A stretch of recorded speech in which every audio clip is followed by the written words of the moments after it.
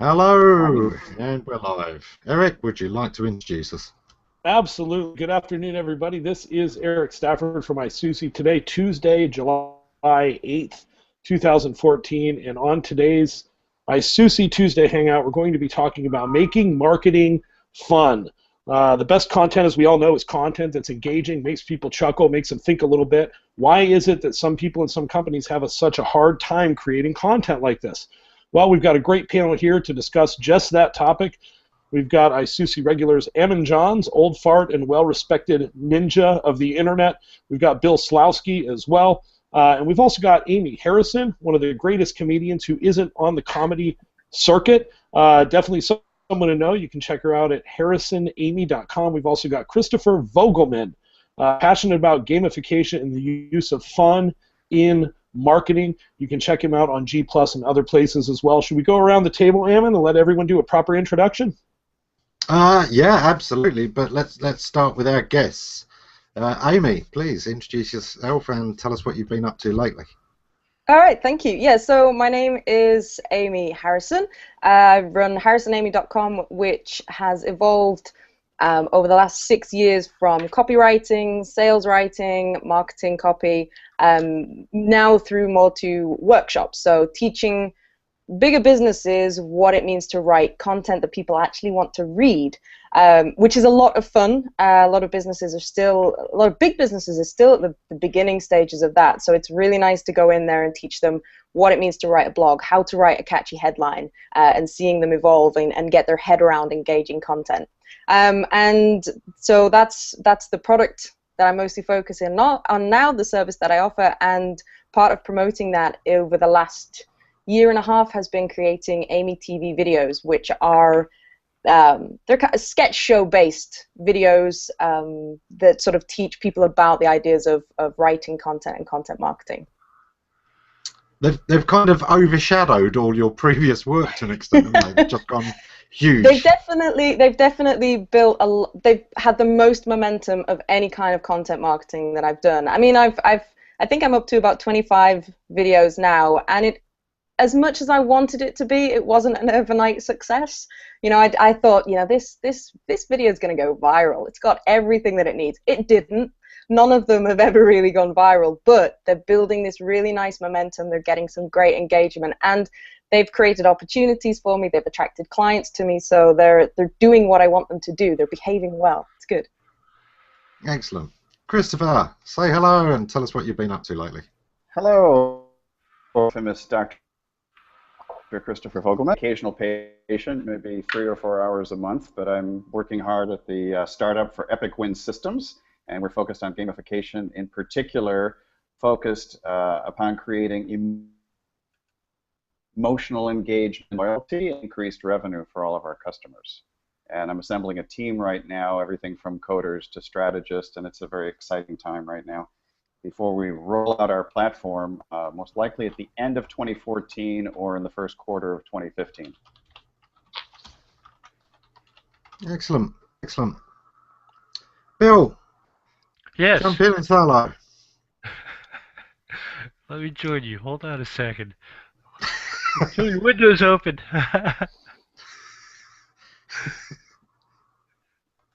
Oh. Okay, so one of the risks of working from home is that the second you get on a Google Hangout on there, somebody calls you, and they have an SEO emergency. And as rare as that may sound, it happens. And I find myself in the midst of one of those, but I think I've got it resolved. I'll be calling him back in about an hour. So the idea of actually building a marketing plan through videos and going online, one of the real lifesavers to me recently has been a video that showed me how to fix my bathtub and its drain. And the plumber showed step by step how to do that. And it was incredible. And if he didn't live so far away, he'd be my plumber I'd have coming to my house for the next plumbing emergency that I had.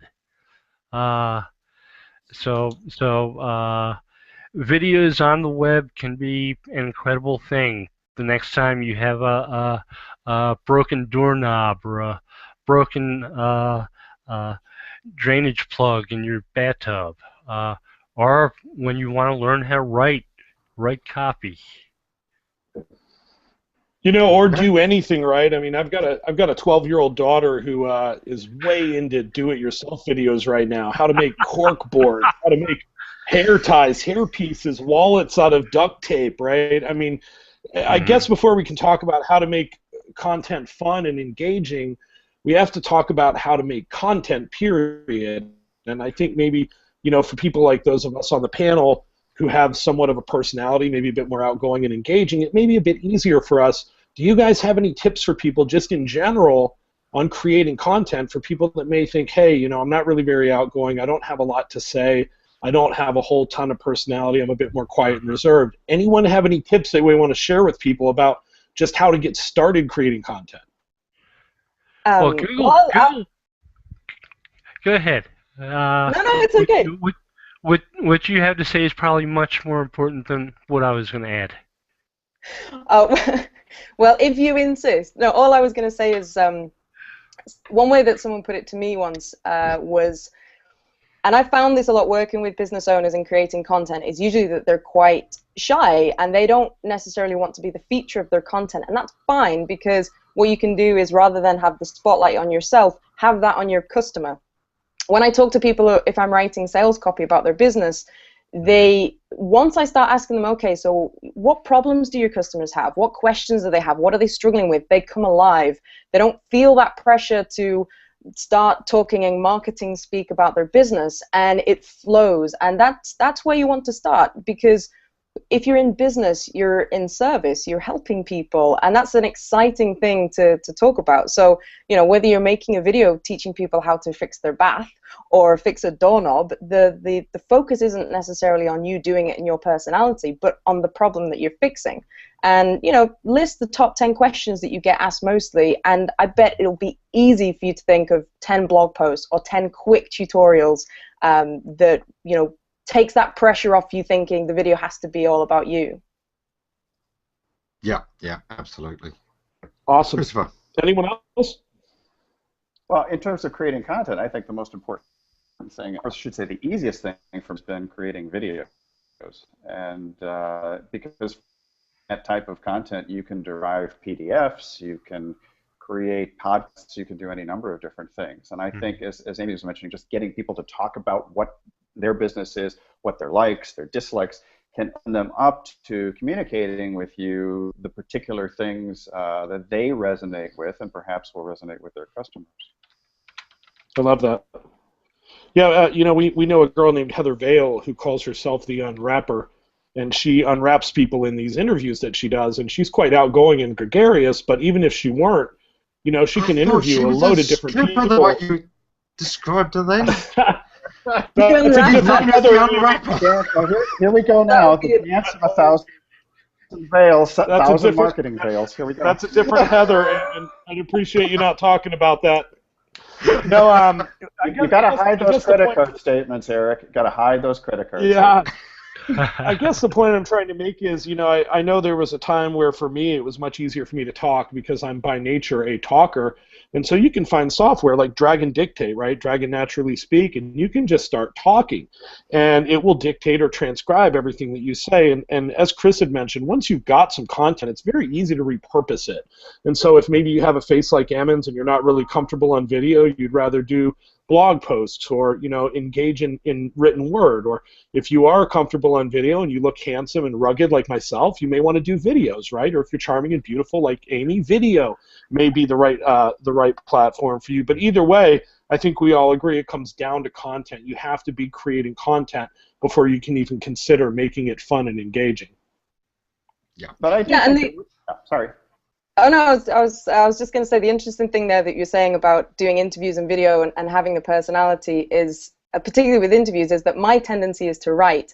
And even though my videos it looks like there's a lot going on, and sometimes I watch them back and I think, wow, I'm really popular. I'm hanging out with 3 versions of myself, and it's all social and go. But on the behind the scenes, it's just me on my own, because I'm actually a bit of an introvert, and I'm just sitting at home in my flat talking to myself. So it probably looks a lot more lively than the production is, but that suits my personality. I'm not sure. I think that's myth. Well, I understand performer. Being an introvert. But I was gonna comment that I've seen recently people complaining about Google taking over content creation with things like how to make ice or similar topics, where they'll show you the first 5 or 6 steps and then force you to click on something to and they don't do things like how to make a Singapore sling or how to build a nuclear reactor. And here are the first 5 steps. Click on the link for the rest of it. But I don't think that's taking over our creation of content anytime soon. Google's ability to tell you how to do something and give you the first 5 or 6 steps. How to write an engaging content creation piece. First, get paper. Step 2, get pencil. Step 3, make sure it's one with an eraser on the end. Step 4, sit down. Yeah, we're probably not going to see Google taking over content creation anytime soon. No, and I also think that content creation where you've got to be willing to give probably more than I think traditional businesses are comfortable with. I have a lot of people that resisting the idea of sharing too much. Now, you don't want to give away everything. You don't want to give away proprietary information or techniques, but a lot of business owners will say to me, yeah, but if I tell them how to do it, won't they do it themselves? And quite often, no, because if you think about it, you could watch a tutorial that tells you, how to landscape your garden. I'm not going to do it, but I would probably hire the person that tells me that they'll do it and show me that they can do it. It's like, if it was up to me, sure.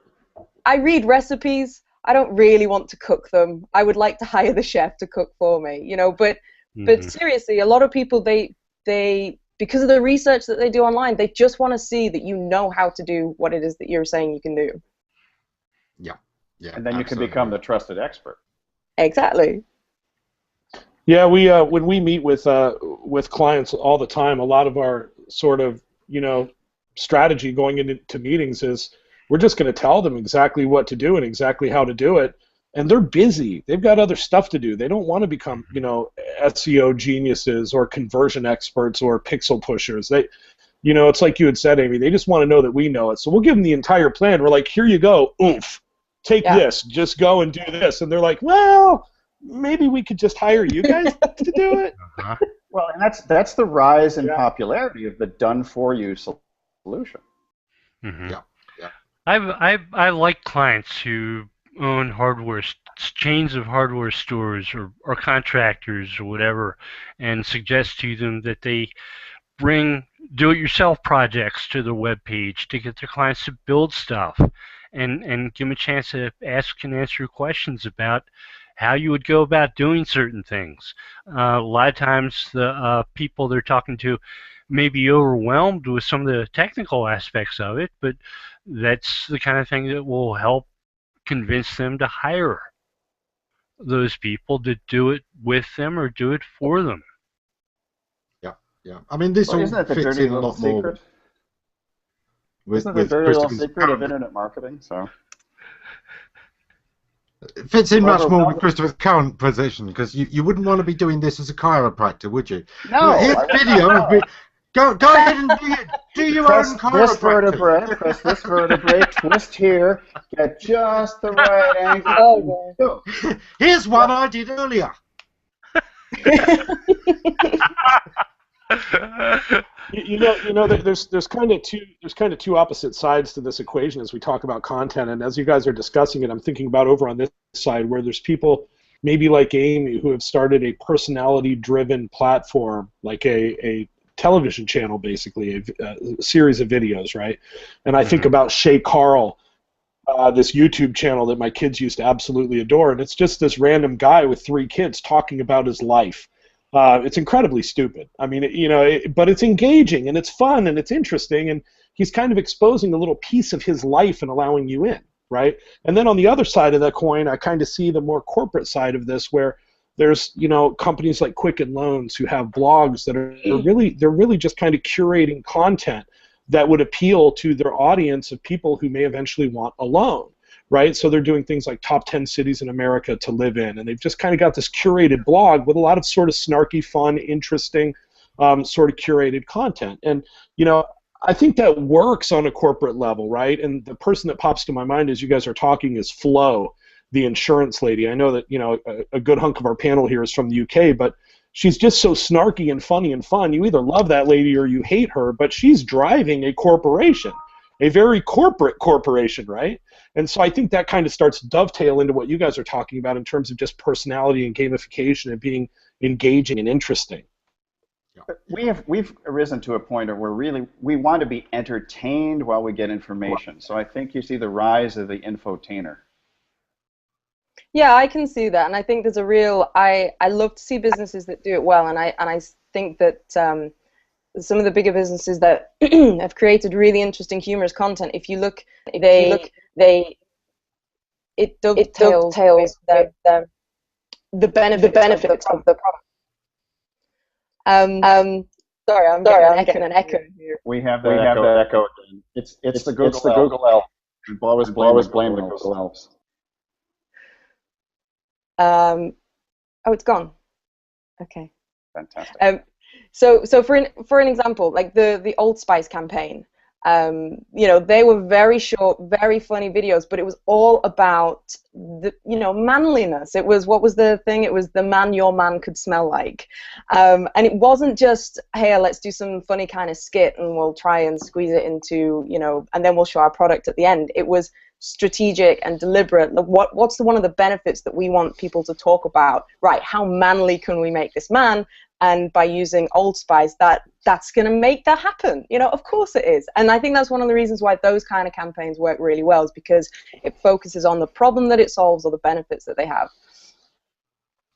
But I think one of the interesting things with that and with a lot of other ads in recent years is that they deliberately take it to the extreme, so that it's obviously taking the mickey out of its own genre.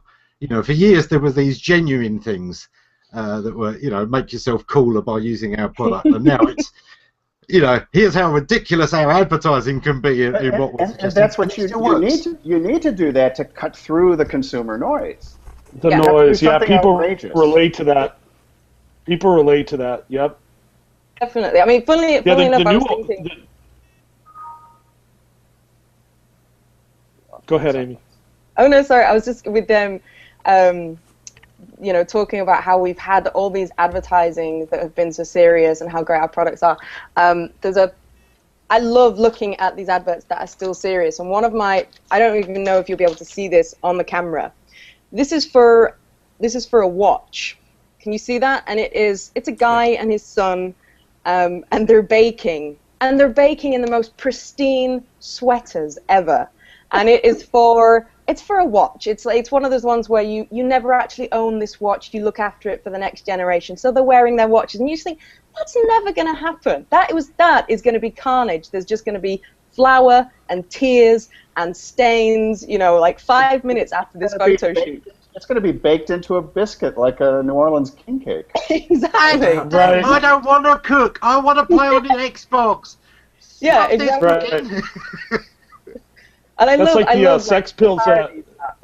That's like the sex pills that encourage you to want to put on chinos and run on the beach at sunset, right?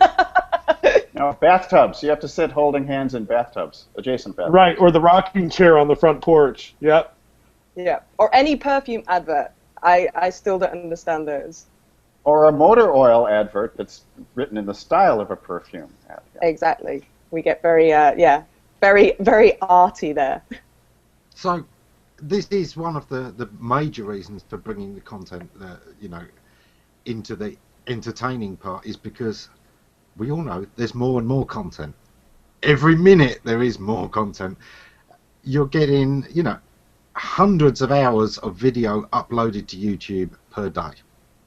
And it doesn't matter how good you think your content is, if it's run of the mill, it's not going to be seen by anybody except your mum. And she's already bought your stuff, hasn't she? And there's just not enough time in the day to watch it all. No matter how hard you try. Right? Yeah. And the same with blog posts. You know, if it's become one of those things, if I see 10 ways to, I've already turned off. Mm-hmm. I've seen all the 10 ways posts I ever want to see in my life. I'll just give you 3, Ammon. But you know what I mean? It became this formula, and now we need to kick that formula, or it just becomes invisible. And well, I would say that 10 ways, because this is something that crops up in workshops, is that you get a lot of people saying, like, look, I've seen this, and they see the technique and they're tired of the technique. And I think one of the things there is to, okay, but you can't just slap the technique on anything. That content, that substance, has to be something that your audience is interested in. You know, so if I saw a post about 10 ways to make Amy TV even better, I'd probably click on it because I'd be interested. But, you know, so if it was relevant, but I hear what you say, because people basically, they put too much investment in the technique rather than the content. And so what you see is 10 ways for this, 10 ways for that. You click through and the content doesn't live up to the promise of the headline. And the next step is 135 experts weigh in on 10 ways to make Amy TV better. Right. Yeah. It's funny because it seems like Google's 200 ranking factors of 10 ways posts. Right. It seems like it's like almost going against the traditional formulas of creating content, right? Like you're trying to play against the stereotypes. You're trying to kind of jump in maybe on the offbeat to try and catch people by surprise or gain their interest, right? And I think maybe dovetails into why viral marketing has gotten so popular, right? You'll never believe what happens next, right? But what's funny is I think there is a formula to it. I know that, and Amy, I'd be curious for your take on this, but I know that every time we travel, my son updates this Tumblr blog that he started a couple years ago. And he starts every single video by saying, hey, it's Evan here from Evan's Big Adventure. And he ends every video by saying, make sure and check out Evan's Big Adventure for more stuff, right? And he started doing this when he was 8, and I'm sure he picked it up from seeing Carlos and I do stuff for ourselves and for our clients. But there is a bit of a formula there. I think the middle bit, though, the most important piece of the formula is understanding that people aren't necessarily logging in to learn how to eat sushi or see what California looks like. They're logging in for Evan's take on how to eat sushi or what sushi is, and Evan's take on what California is like. So, Amy, is there some sort of formula that you're following with your videos that kind of follows along with that?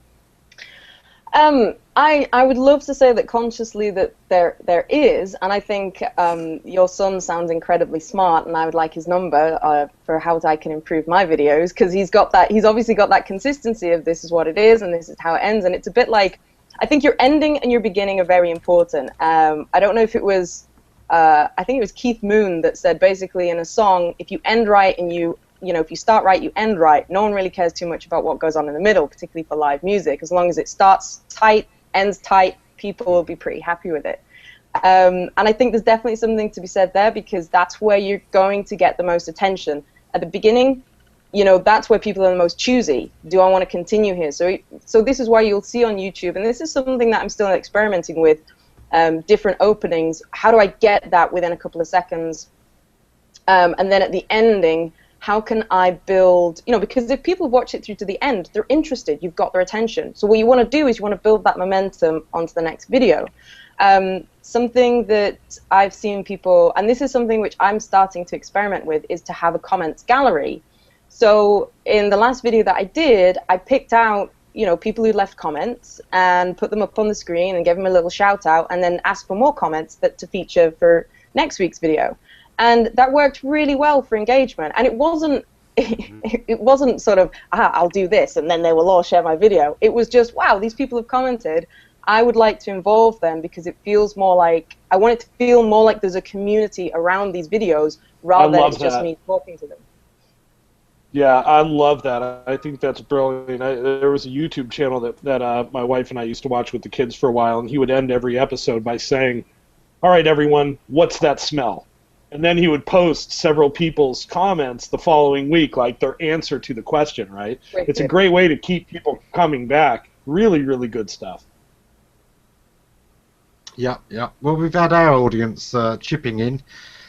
Kevin earlier told Chef Dennis Litley that apparently, you know, chefs telling you that how to cook, but you don't really want to use their recipe, you want to hire them, is a good idea. So chefs joined in, and Cheryl has jumped in. She's really disappointed. No dog and pony, Chris. You promised earlier.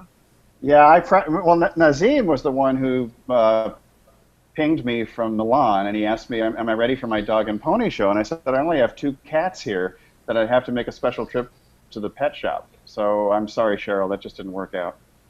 You know, cats will work, though. They've been known to do pretty well on the web. Well, Snowshoe the Hangout Cat is a star unto himself, and unfortunately he's napping right now, as is his evil cousin Speeder.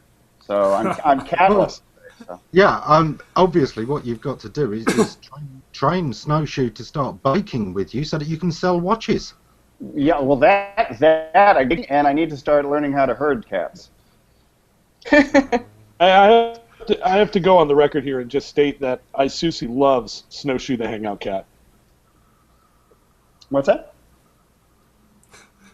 Who is saying Snowshoe's got fans. ISOOSI loves Snowshoe. Yeah, well, that's true. Yes, Snowshoe actually is up 35 people who have him. It's good. I'm glad. Because whenever they do, when Mia Voss does What's on the Bottom, I just hold him up to show that he has nothing on the bottom, and he never does. So. Probably just for the best, yeah. Yeah. So, if part of the reason for humour is to stand out from the crowd, what's the rest? What is the main reason that we use humour and gamification and just generally try and make things interesting beyond just getting seen? Well, this is something that I was really looking forward to this because I wanted to ask Chris about this because I was on his site, Epic Win Systems, and there was a video for a product called Fantastic Delights. Is that right? And I don't know what the product is. I don't know if it's crisps or it's some kind of snack. And they'd set up a $2.40 whatever it was. I mean, yeah, it looks bad for you, but they had set up, and I really like this idea of gamification because they'd set up this scenario, and it's like a giant mouse cage, and in it they had people volunteer to dress up as a mouse and run as fast as they could on the mouse wheel in order to win a free packet of these Fantastic Delights. And I watched it, and first of all I was like, oh, this is pretty cool. And then these people are serious. Like, they are seriously working out on this mouse wheel, dressed head to toe in a mouse costume. And at times they lose their footing. And I shouldn't laugh, but, you know, they're getting rolled around. They're bruised after this event. And would love to know a bit more about the gamification, because I know that if I'm walking through a busy shopping mall or something and someone says, do you want to try some Fantastic Delights? Maybe. If someone says, do you want to dress up as a mouse? Get into that huge wheel and run for your life. Hell yes, I am all for it, you know. And so, like, what is that? Why are people just like, I mean, these people look more determined than Olympic runners. I think if you had Olympic runners dressed as mice with some Fantastic Delights, I think you'd just beat all the records. I don't think they're working hard enough. No, I mean, it's the same sort of thing, you know, at the Greyhound races where they have the little mechanical rabbit running around the track. I mean, those Greyhounds are focused on that, and people who will respond to this, because what's interesting is that in gamification, one of the principles is people will work for status far more than they will work for any monetary reward. People really will get their emotions engaged. It's the amygdala. You get to talk to Dr. Manny St. Vincent. He'll go into all the little behavioral neurological pathways that have to do with this. But and it's the point is not the chips. ignition from the crowd. It's the sense of accomplishment, of achievement, of mastering the little mouse wheel until such time as you're able to get that. And mind you, that mouse wheel is generating the electricity to enable the dispensing of that bag of chips. Christopher, I have to ask you, when can I make an appointment to work on my mouse wheel badge? Your mouse wheel badge? Have you actually getting your Fantastic Delights yet? I seem to have skipped that step somehow. Yeah, so we want you to master the wheel first before we give you the. That's completely understandable. Yeah, well, you know, we lost you for a minute, but I think we got the gist of what you're saying. You know what I find interesting. Go ahead, Chris. No, I was just going to mention that, you know, we see this desire for status everywhere in the world. I mean, look at the Boy Scouts, the Girl Scouts in the Soviet times, the young pioneers. They would get their sashes, and you would go through a series of behaviors in order to get a badge that you would proudly wear.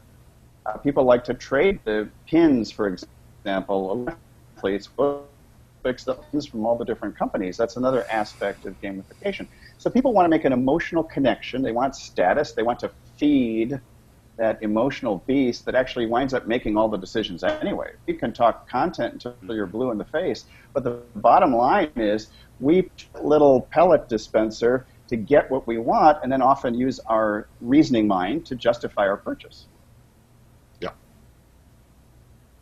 Yeah, it's what a good friend of mine used to say years ago. If somebody, you can show somebody that they need it, all you like, they won't buy it. But you show them, you get them to want it, it doesn't matter if they don't need it, they will buy it. Mm-hmm. The desire is king. My mom dug out silver spoons she sent for from Campbell's Soup when me and my brothers and sisters were little. And I think you had to send like 1 or 2 soup labels in to get your silver spoon, and she was pretty proud of them. And to me, it's sort of just another spoon, but. But you know, the thing that I'm thinking of is the thing I'm thinking of as you guys are talking is I'm thinking of, you know, we've all seen people wearing these ridiculous horse head masks around in public and taking pictures of them, right? Have you guys seen these? I mean, they're incredibly popular, all these pictures of these wacky people wearing these ridiculous horse head costumes. No. And then I also think about hypnotists, right? Can we get you to do something crazy in front of an entire audience? And I think a lot of this maybe comes back to people, just their desire to be surprised and laugh and be amused and maybe make a fool of their friend or themselves in front of their friend or whatever that may be. And I know that if you just randomly go up to people throughout the day and ask them for high fives, they will remember you all day. You know, we know this because we do this. I'm a bit of an idiot. I love doing stuff like this, right? And I think it's the same sort of concept. I think that if you can, you know, put someone in a position where they can look like a complete idiot and do something they never in a million years pictured doing on that day and probably have never done before, they're going to want to do it. There's something inside them that says, forget this normal, boring day. Forget this normal, boring life. I'm going to put on a stupid mask, or I'm going to run on this treadmill, or whatever that may be. And then when the story is retold later, either over the web or when it's distributed or when they're telling their friends and it turns into a viral situation, the important thing is to get the name of that business or company to get told along with the story, right? Yeah, I also think that particularly with humor and marketing and gaming and marketing is that it's a way of illustrating a story rather than just telling people what you have. So there's a copywriting saying about, you know, when you're trying to write your advert or your sales copy, first, you know, say it straight and then say it great. And what it means is, you know, to start off with, so if you're thinking about putting together some marketing together that you want to be a little bit different, don't think about the different thing first. Think about what it is that you offer first. You know, okay, so what is the one point that I want to get across, even if that sounds pretty boring, and then add the humor on top. So, for example, if you were selling the idea of gamification to a company, and you wanted to build some kind of humorous marketing around it. Well, saying it straight, what's the point? The point is we're going to get you more engagement and more customers. So what can we do with that? How do we make that funny, but still, show that we're a credible company and that we can make this promise? Well, you could take it to an extreme, because that's something that works really well with humor. So, or you could flip it on its head and say, okay, well, what would be the problem of attracting customers? Maybe you attract too many customers. Maybe people get so addicted to gamification with your company that you're having to set up helplines and support groups for, let's say this company sells dishcloths, and you apply gamification, and they're hiding their dishcloths under the bed. They don't want people to know how many dishcloths they're buying because they're so addicted to interacting with you and your product. So that's the basis of, that's just throwing ideas around, but you could use that in your marketing, those kind of concepts. Maybe even the idea of gamification comes with a warning that, look, you might not be prepared for how powerful this can be for your business. So just don't sign up straight away. Talk to us first, and we'll see if you can handle it. But I think that process, I really like that idea of, say it straight, then say it great. And I think that applies really well to, if you're thinking about how could I use humor in my marketing or engagement in my marketing. Yeah. So say it straight would be the case. Say it straight would be the cake, and the humor would be the frosting. Exactly. Yeah. Yeah, or even, understanding that, saying it straight is understanding we want party food. Because sometimes people go straight into, how do I make this fun? And they lose the whole point that they were trying to do, which is cater at a party, which is why they wanted the cake. And, you end up with these very obscure things that aren't doing anything for their business objectives because they've completely divorced it. They're now in silly mode, and they're trying to recreate a Monty Python sketch that's got nothing to do with their business, nothing to do with their... But it's got some guy with one arm going, "He's a scratch!" It's only flesh wound. One of the Knights of Knee. I can see the Black Knight as one of the Knights of Knee. Yeah, exactly. I think that's a mistake, because I've had people who hired me to help them with their humorous marketing, and the first thing they want to do is just talk about all the funny stuff, and that's fine, and I would bank that, definitely bank that. But how do we work that in? What do you want to say? You don't just, unless you are promoting yourself as a comedian. If you're a business, it's the business, the benefits, the problem you solve, the questions that you can answer, those have to come through. They have to be there if you want it to work as marketing. Yeah. Presumably gamification even more requires looking at what are key things we want audience to do and what's going to work to incentivize those things. Is that right, Chris? Well, yeah, and it's the same with Amy, with content marketing. You need to know who the avatar is. So all people respond to game mechanics the same way. I mean, you can look at, you think that people go to games to be necessarily so. Let's say that Mildred, Martha, and Myrtle show up at the local bingo parlor every Friday night. Well, their reason for being there may be affiliation to be with other people, and they could care less about the winnings. You need to know specifically what your customer would actually respond to and what they're after. Someone might want to master baking with their children without destroying their watches, for example. So, so you have to provide that type of course for them. So. But whatever it happens to be, some people want achievement, people want to be winners, they want to capture territory, people want to eliminate their enemies and their competition. Some folks want to attain a sense of meaning. And so every use case scenario is going to be different in terms of how you're going to layer in the fun and the game mechanics and those motivational triggers to get them to push that pellet bar or run on that little buy your particular brand of whatever you're selling.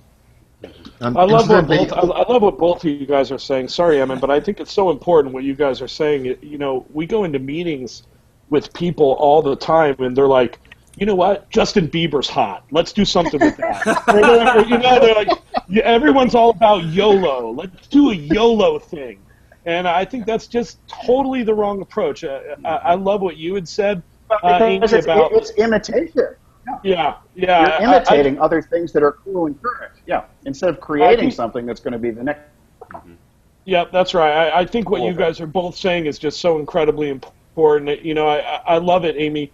You know, when you're saying like, you know, say it once and then figure out how to say it right. You know, say it once and then figure out where you're going to find the fun in that, or the interest in that, or the different positioning in that. And you know, same with you as well, Chris. I think it's just so incredibly powerful. You have to know your customers. You have to know your product and what's cool about it, what's good about it, before you can make fun of it or talk about what's bad about it, or your competitors, or whatever you're going to do. It's much better than to say, man, you know, YOLO is so hot right now. We're going to do a YOLO thing. It's like, come on, man, we're really not. You know, so I love that, guys. I really appreciate you sharing. Yeah, I I went love to a what bar Ree's camp. I went to a bar camp a couple years ago, and there was a game designer who gave a presentation. She had developed a game for an iPhone where you just tilt the phone, and the game was called something like Tilt. And it was like Pong, but you bounce something off the sides. But she talked about sites like Facebook, and how most of Facebook involved different games of different types that had different purposes. Some of them might help you advance your career. Some of them might be educational. Some might be social, to let people interact with each other in new and different ways. But the idea is that there's no one pattern. There's multiple, and there are multiple reasons why people might want to get involved in a game, and different concepts of what might be fun. So It's true, because what's fun to you is not necessarily fun to the guy next door to you. Christopher, I'd be interested, like when you work with people, when you're thinking about gamification, how do you find these things out? Like, you know, are there certain industries or certain people that tend towards different triggers? How does that work? Yeah, that involves, I mean, in my line, I'm actually specializing primarily in healthcare, particularly patient compliance and things along those lines, as well as, it sounds bizarre, but energy and entertainment. It's a long story how we got into those three industries. But, for example, you gamify call centers, say in the Philippines or someplace else. That's a very easy thing to do, to get people to respond quickly to calls, courtesy, and to give them instantaneous feedback as to how well they're doing. You don't, in the HR space, you don't have to wait for your annual review. An employee can review every single day of how they're progressing over time. But it really involves asking lots and lots of questions, questionnaires and forms, and really, in some ways, I almost want to disqualify a client because I don't want to take somebody who perhaps can't answer those basic questions. You know, like there's somebody who has, they have a lot of sizzle, but they have no steak. And I want to find out what are the basic things. Do they have a really solid business before I put forth my team's effort to create something magnificent? So really, it's asking lots of questions. And I did that in clinical practice. My favorite part of clinical practice was actually the initial examination, because I could ask a lot of questions, and I just loved people's stories. So I view that the same way. I'm going into a business, and we're going to gamification may or may not be the prescription that I write out, but I'm going to ask a lot of questions, come up with a diagnosis, work out a treatment plan, and then, most importantly, once we've implemented that plan, I'm going to check up on them periodically, almost as if I were to have an annual physical. That's interesting. So it's almost like you're building this consultation with your audience, but that is, because when I hear gamification, I think big mouse in a wheel, but that is like a game because you're getting their input and it changes the course of what comes next, and it's very personalized and tailored to them. Yeah, well, so for example, an early, very primitive method of gamification would be a point system. And so you see that in the airline loyalty program. So you earn X number of points, you get to go into the blue line versus the red line, you get to go ahead in group 1 instead of group 2. That's a very primitive method. So people think gamification, you think, well, you know what I'm going to do? I'm going to put some points, I'm going to slap some badges, and I'm going to create a leaderboard, and then I'll have this gamified site. You don't, because that effect of putting those little gadgets or widgets in place may have a lifespan of maybe 3 to 4 months, and the whole marketing campaign falls on its face. You really haven't looked at the psychological profile of your customers.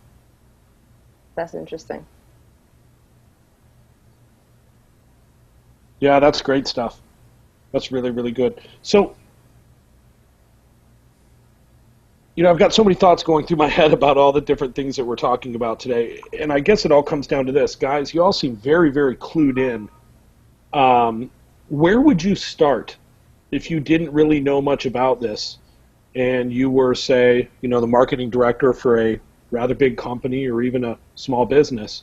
Where would you start learning about this sort of stuff? What would be the first steps that you would take in order to put some of this into play in your business? I would start with all of Amy's videos. Smooth. I like it. Very good. You have to share a link when you say that, though. You can't just leave people hanging. Well, you can go to harrisonamy.com and see those, or to her YouTube channel by the same name. Nice job. Ammon had shown a really good question on the screen a few minutes ago from one of our listeners. And guys, thank you so much for joining us. Tatiana had said, what if I have a sense of humor that's not always understood by a local culture? I think that can work terrifically well also. You look at like Mr. Bean or even Borat, right? Who are just so incredibly awkward and so incredibly misunderstood that it's really entertaining. Chris, you look like you have something you want to add. No, this resonates with me so well because I spent 13 years married to a Russian woman, so I understand this very deeply. Two different senses of humor, I tell you. It's true. But that can be developed over time. You can learn to relate to a particular culture with the catchphrases, with the particular popular comedians of the time, and pick out a little line. Russians love, for example, to make movie references, and they'll quote lines from movies all the time, even from the deepest, darkest, sinister films you can imagine. But that's one way they connect with one. The same thing is true of poetry. I mean, the poetry may be really sinister, like what was it? Когда же черт возьмет тебя, which means, when will the devil come take your soul? And yet people will laugh at that. No. And it's like, there's these hysterical things. And so you just realize, humor may not translate exactly from one culture to the next,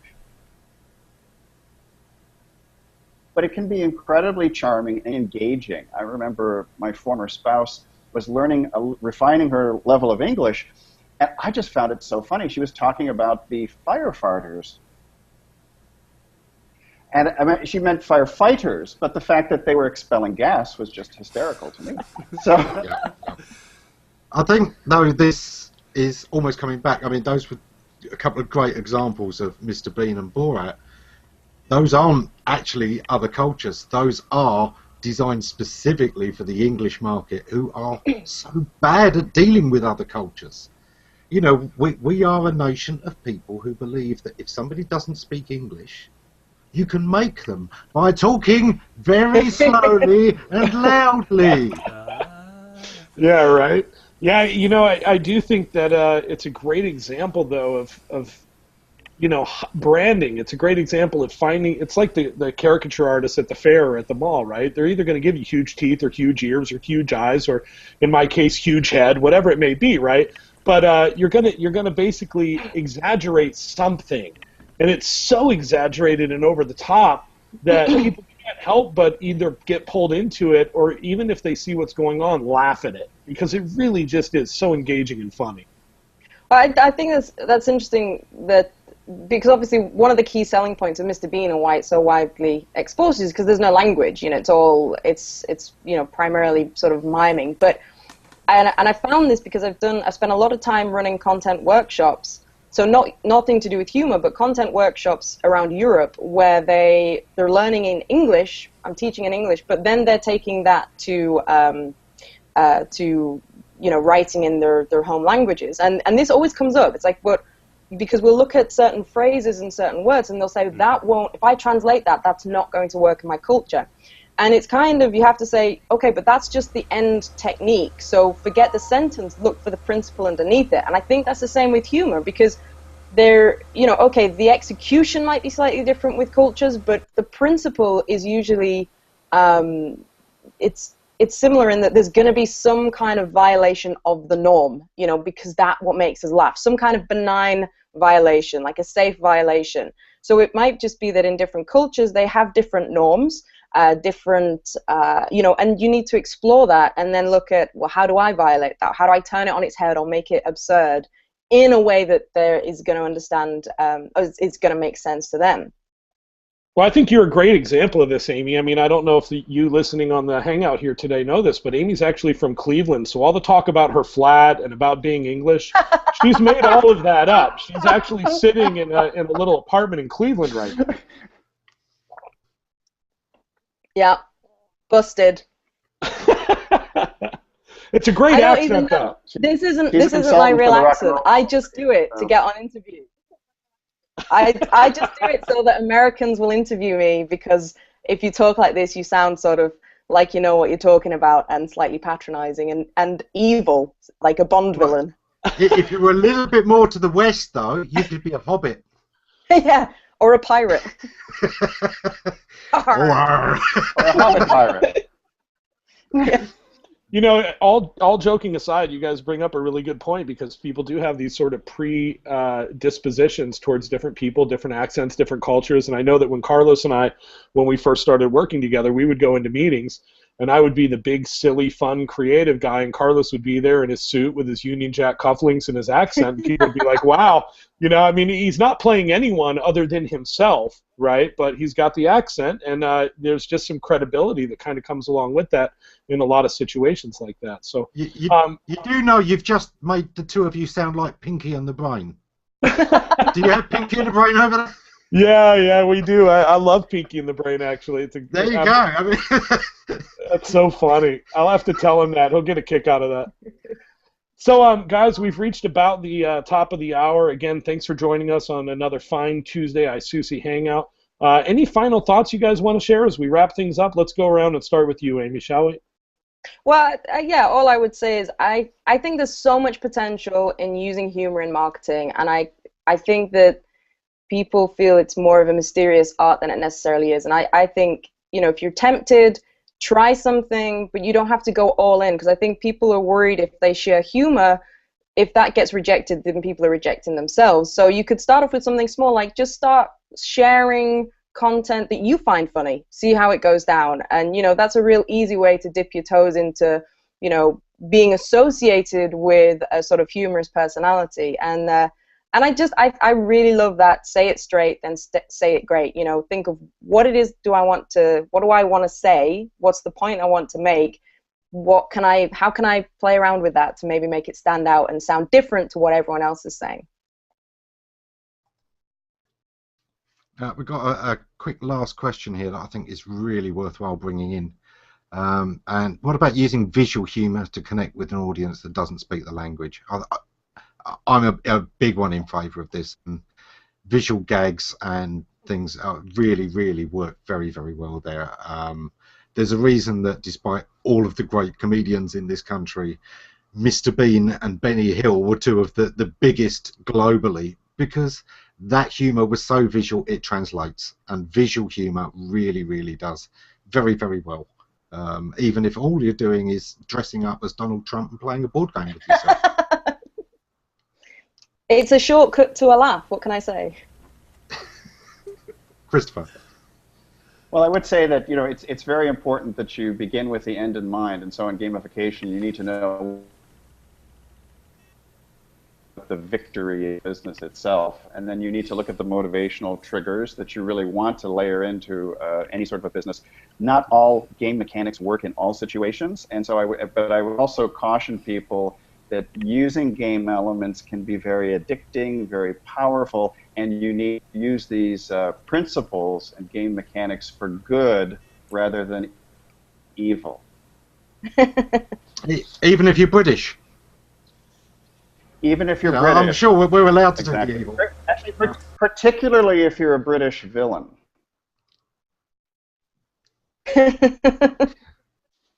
Or I must admit, you know, we do have some evil games. I think, you know, some of the great Mornington Crescent is an evil game. I love Mornington Crescent. Yes, exactly. But it's fantastic, and we can play that for hours, waiting for the last person to get it. I have But never heard of that game, but I'm I've definitely going to never have heard to of ask that either. Carlos That about it. did not. No, that didn't come across the pond. oh, I will say, I used to have love play it. that sometime. I I love the think we'll game have of to use the 1938 rules with the shunting editions, but yeah, we'll teach you that game. It's Okay. Sounds good. Bill, do you have any final thoughts you want to share? Sure, a couple really quick. One of them is, I think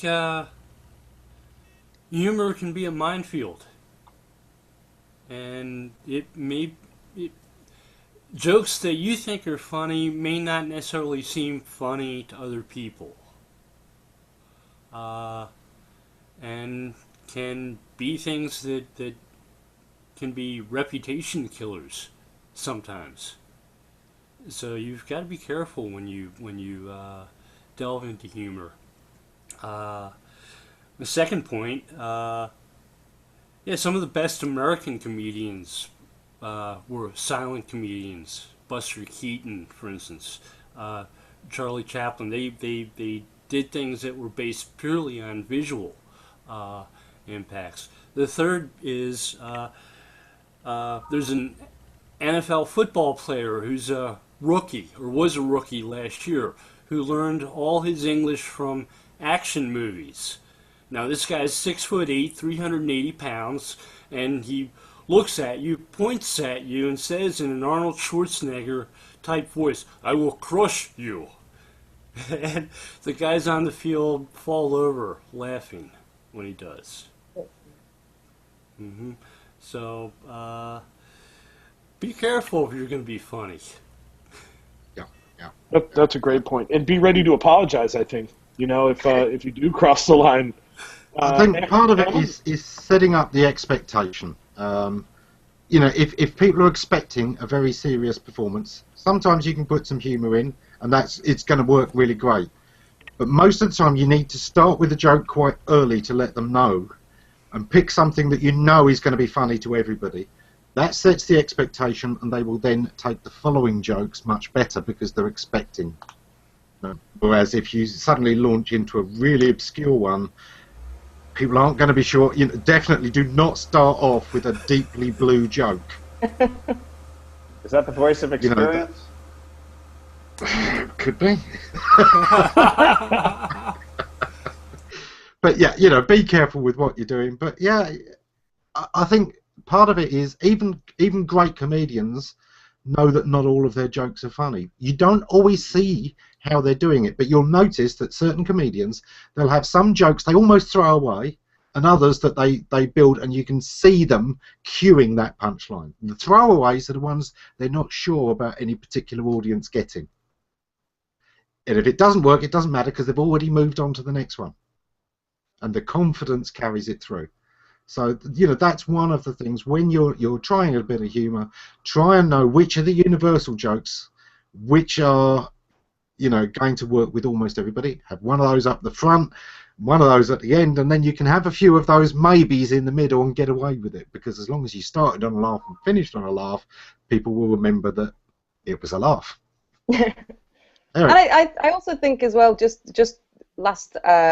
briefly, is that it comes down to respecting your audience, you know, and I think that is a surefire way to play it safe. Like, don't make fun of your audience. Bacardi did this horrific advertising campaign, which, you know, certain people found it funny, and they released this summer brochure, and it was aimed at women, and it was the line was something like, "Do you want to look amazing this summer?